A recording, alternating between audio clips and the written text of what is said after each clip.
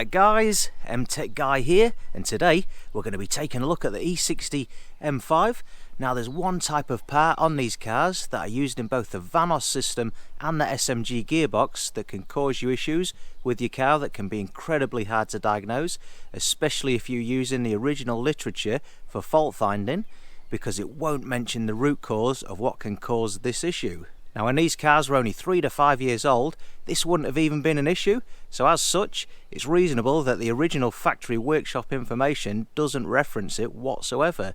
But now that these cars have been around a while, and most have had a reasonable number of miles on the clock, this problem is becoming more and more of an issue as time goes on. So, you might be asking yourself, okay MTech Guy, what part are you going on about? Well, today we're going to be talking specifically about solenoid O-rings.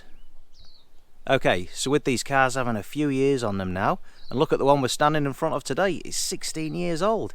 The solenoid O-rings, being made of rubber, will have started to harden, crack, split, and essentially begin to deteriorate. Just as any rubber part, this is accelerated due to the heat cycles that they experience while in service too. Now you've probably heard of owners of these cars talk about solenoids failing on their cars, and even though they are referred to as solenoids, they are actually a solenoid and solenoid valve unit, and often it's not the solenoid itself that fails, although sometimes the solenoid can become lazy or in fact fail, but most of the time it's the O-rings on the valve portion that fail. And what a lot of owners or repair shops will do is just chuck a new set of O-rings in, there we go, job done, fixed.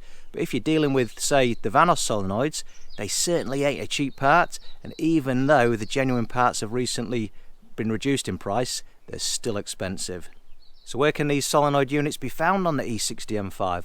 Well, there are 4 that make up parts of the Vanos system. One for your SMG clutch actuation, which is basically doing the job of what your left foot does with a traditional manual. And then there are a number of SMG shift solenoids doing the job of changing the actual gears.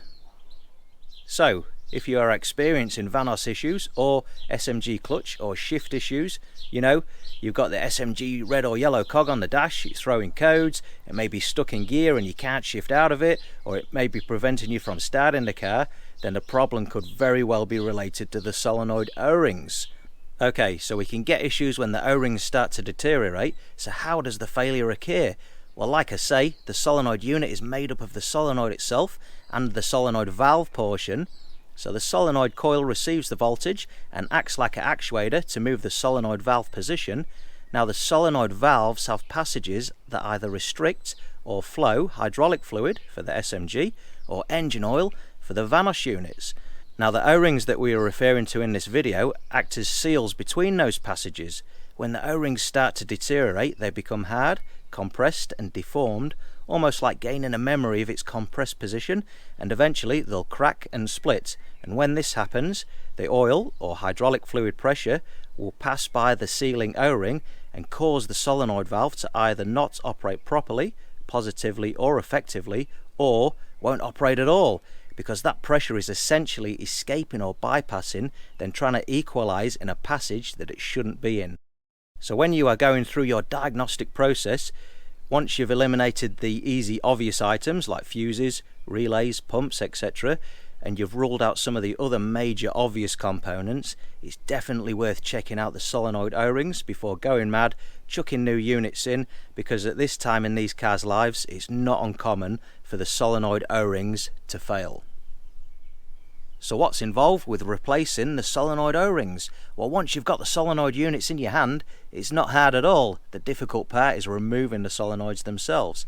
Now the Vanos solenoids can be a bit tricky, but if you have a long skinny T20 Torx tool, it's not a big deal at all.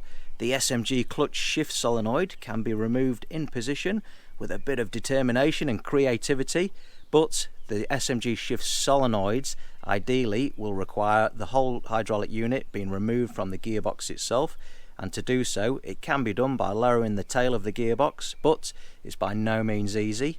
Pulling the gearbox completely would be the ultimate way, and changing the whole lot of O-rings while it's out all at the same time, but of course this is no 5-minute job either.